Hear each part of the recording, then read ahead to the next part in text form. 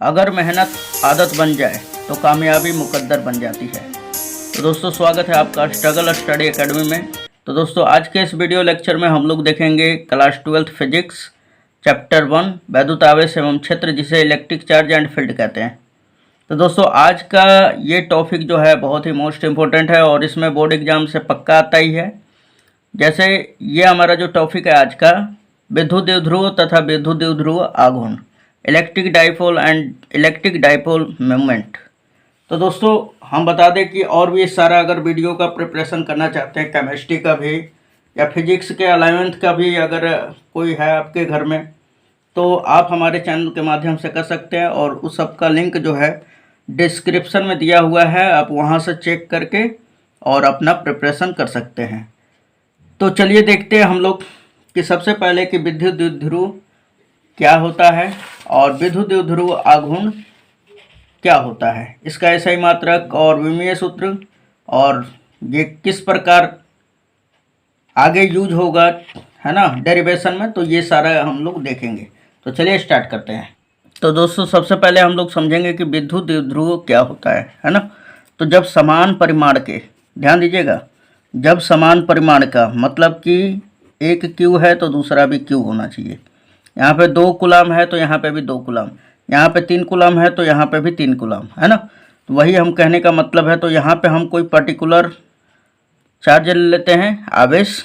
तो जब समान परिमाण के और विपरीत प्रकृति के, विपरीत प्रकृति मतलब एक माइनस में दूसरा प्लस में, दोनों 2 आवेशों को अल्प दूरी पर रख दिया जाए। मान लीजिए कि अल्प दूरी हम मान लेते हैं। अल्प मतलब समझते हैं क्या? अल्प मतलब बहुत ही छोटा दूरी पर, है ना। मान लीजिए कि 2a दूरी पर रख दिया जाए। तो इस प्रकार के व्यवस्था को हम लोग क्या कह देते हैं? तो विद्युत द्विध्रुव कह देते हैं।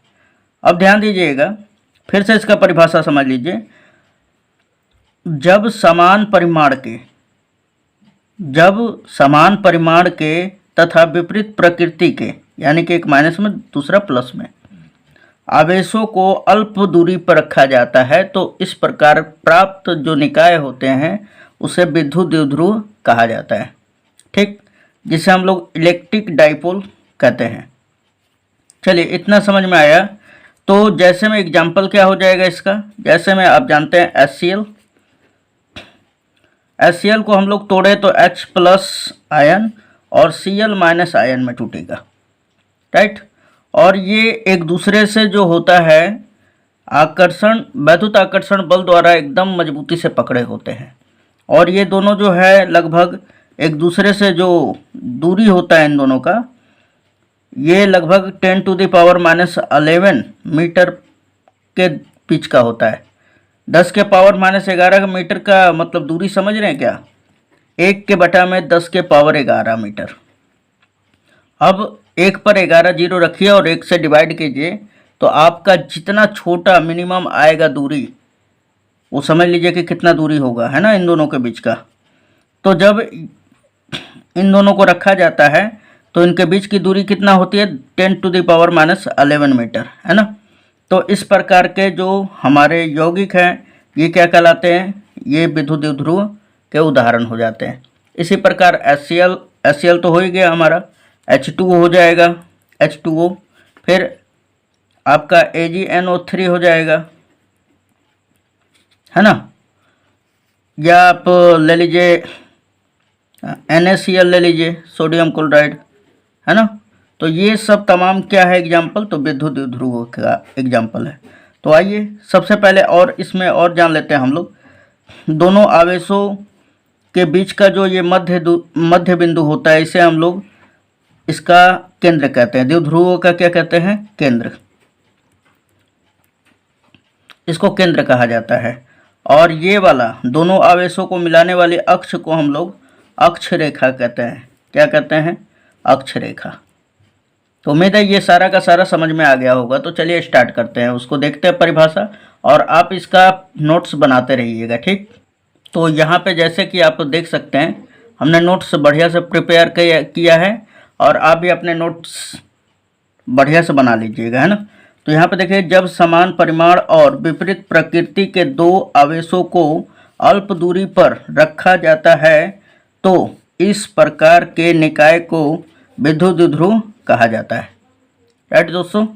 अब जैसे कि इसका फिगर आप देख सकते हैं कि माइनस में आवेश है, ये दूसरा प्लस आवेश है। इन दोनों के बीच का न्यूनतम दूरी क्या है, 2a है। और ये बीच वाला क्या कहलाता है, केंद्र, है ना। और ये पूरा सिस्टम क्या कहलाता है, द्विध्रुव विद्युत द्विध्रुव कहलाता है दोस्तों। ये वाला नहीं होगा, ठीक है, ये नहीं होगा। विद्युत द्विध्रुव यहाँ पे आप लिख सकते हैं विद्युत द्विध्रुव। चलिए इतना हो गया। अब यहाँ पे ध्यान दीजिएगा, ये पॉइंट करके मैं लिख दिया हूँ कि ताकि ये वाला चीज़ परीक्षा में नहीं लिखना है, ठीक। ये दोनों में से कोई भी चीज़ नहीं लिखना है, खाली केवल ये फिगर बना दीजिएगा और डेफिनेशन लिख दीजिएगा तो आपको 2 नंबर दे देगा, राइट। चलिए खैर ये आता नहीं है, लेकिन इसके बाद वाला टॉपिक जो है इम्पोर्टेंट है। अब यहाँ पे ध्यान दीजिएगा कि दोनों आवेशों के मध्य बिंदु को, हमने बोला ना, दोनों आवेशों के मध्य बिंदु को क्या कहते हैं, केंद्र कहते हैं, राइट। फिर आगे दिया हुआ है कि दोनों आवेशों को मिलाने वाली रेखा को अक्ष रेखा कहा जाता है। इन दोनों आवेशों को जो मिलाने वाली ये रेखा आपको दिखाई दे रहा है, ये इसको क्या कहा जाता है, अक्ष रेखा। जैसे में आप देख सकते हैं यहाँ पे हमने लिख दिया है। तो जैसे में ये एग्जाम्पल, खैर ये आपको समझने के लिए इतना बड़ा लिख दिया हूँ, लेकिन आप खाली अगर नीचे वाला भी लिख देते हैं, ये H2O NaCl AgNO3, तब पर भी हो जाएगा जैसे में, है ना। ये किसके एग्जाम्पल हैं, तो विद्युत द्विध्रुवों के। और ध्यान दीजिएगा कि ये एग्जाम्पल पूछ देता है कि निम्नलिखित में कौन विद्युत द्विध्रुव का उदाहरण है। तो आप यहाँ पे जब पढ़े रहेंगे तभी तो आप मारेंगे वहाँ पे ऑप्शन, है ना। तो देखिए यहाँ पर जैसे HCl ध्रुवीय अणु है, क्या हमारा ध्रुवीय अणु, जिसमें H+ और दूसरा Cl- आयन परस्पर विद्युत आकर्षण बल से बंधे रहते हैं। ये दोनों को हमने बताया ना, विद्युत आकर्षण बल से क्या होते हैं, एक दूसरे से बंधे होते हैं। दोनों आवेशों के मध्य लगभग कितना दूरी होता है, 10⁻⁻11 मीटर की दूरी पर होती है, जो कि अल्प दूरी है। क्या है हमारा, अल्प होती है, बहुत ही मिनिमम दूरी होती है।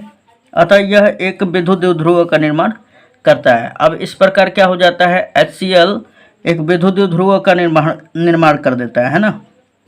इसी प्रकार इसका एग्जाम्पल और भी, जैसे क्या हो जाएगा, H2O NaCl AgNO3 आदि, है ना।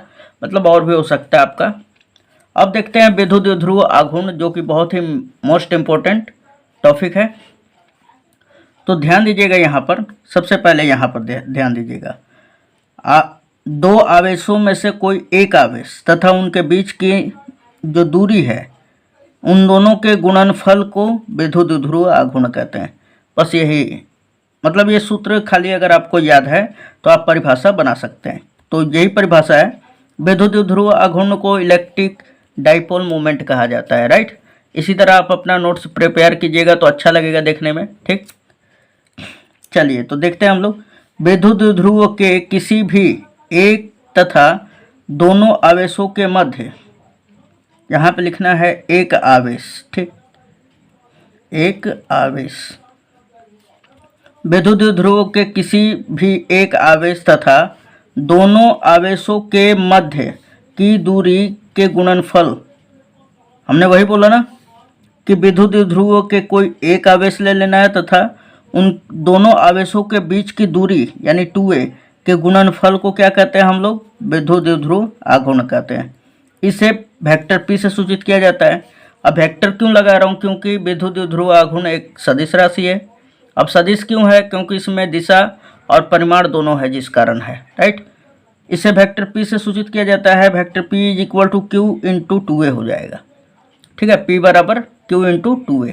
चलिए इसका ऐसा ही मात्रक देख ले। तो यहाँ पे देखिए Q क्या है, आवेश, आवेश का ऐसा ही मात्रक कूलाम, और 2a क्या है, दूरी है। तो दूरी क्या हो जाएगा, मीटर, तो यानी कूलाम मीटर। आगे देखते हैं हम लोग। तो यहाँ पे हमने लिख दिया है ऐसा ही मात्रक कूलाम मीटर, जिसे cm भी लिख दिया जाता है इंग्लिश में, ठीक है। तो संकेत रूप में भी दे देता है और इस तरह भी दे देता है। विमीय सूत्र जो है m0L1T1A1। अब ये कैसे होगा, तो ये कूलाम का विमीय सूत्र, आवेश का विमीय सूत्र क्या होता है, AT। तो हमने AT लिख दिया है, और मीटर का क्या होता है, L, और m नहीं है तो यहाँ पे पावर लगा दीजिए 0। तो वही यहाँ पे सजा कर लिख दिया गया है, ठीक। और विद्युत द्विध्रुव आघूर्ण जो होता है एक सदिश राशि होता है, ये हमने अभी डिस्कस कर दिया। तो दोस्तों मिलते हैं नेक्स्ट वीडियो में। और हाँ, सभी वीडियो देखना है तो हमारे प्लेलिस्ट को ज़रूर चेक कीजिए, ठीक है। और आगे का टॉपिक आप हमें कमेंट में लिख सकते हैं। और ये वीडियो कैसा लगा लाइक ज़रूर करके बताएं, ठीक है। लाइक कर देते हैं तो उत्साह बढ़ता है और भी आगे काम मैं करूँगा, ठीक है। और हाँ, टॉपिक वाइज बोलते रहिएगा तो टॉपिक वाइज काम किया जाएगा, ठीक। तो मिलते हैं नेक्स्ट वीडियो में, धन्यवाद।